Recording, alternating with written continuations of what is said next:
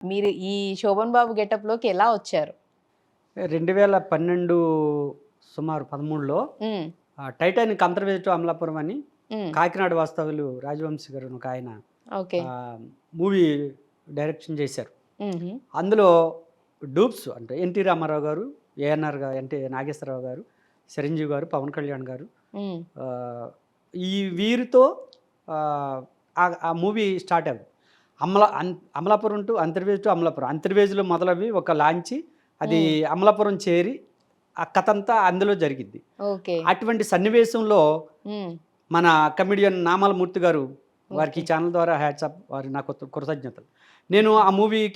ఆ మూవీ జరుగుతుంటే అక్కడికెళ్ళా. హ్మ్. ఎళ్ళేసరికి అక్కడ మేనేజరు "ఏం లేవయ్యా అది ఇది" అన్నారు. "మీదే హ్మ్. ఊరు?" తాడేపల్లిగూడెం. తాడేపల్లిగూడెం నుంచి "నువ్వు రాజమండ్రి షూట్‌కి ఎప్పుడొస్తావు? ఏం చేస్తావు?" హ్మ్. "ఏం లేదయ్యా ఎళ్ళిపో" అన్నారు. అప్పుడు ఓకే. నామాల మూర్తి గారికి ఫోన్ చేస్తే ఆయన ఏం చేశారంటే ఆహ్, మన డైరెక్టర్ గారికి చెప్పారు. "ఏవండీ మంచి పెర్ఫార్మన్స్ చాలా చేస్తాడు.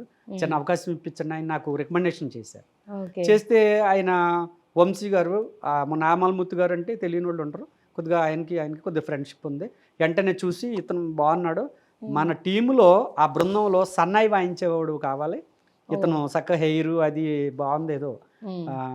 పాతకాలపు మనిషిలాగా ఉన్నాడు. అంటే నా మీసాలు లావుగా ఓకే. తల ఇది ఉండేది. అంటే అప్పటికి ఇంకా హ్మ్. శోభన్ బాబు గారిలాగా నేను అదే లేదు. ఇంకా మారలేదు. మారలేదు. ఓకే. ఇంత లావు మీసాలు, తల ఇక్కడ దాకా హ్మ్. ఉంటే అప్పుడు బాగున్నాడు ఈయన అని నన్ను సెలెక్ట్ చేశారు. ఓకే. మేనేజర్ గారు ఎంత ఒప్పుకోకపోయినా సరే, సార్ ఇక్కడ మా డబ్బులు పెట్టి రూమ్ తీసుకుంటాను అది ఇది అని చెప్పి అంటే మొత్తం మీద ఆ హ్మ్. నామలమూర్తి గారి రికమెండేషన్ మీద నాకు ఆ క్యారెక్టర్ వచ్చింది.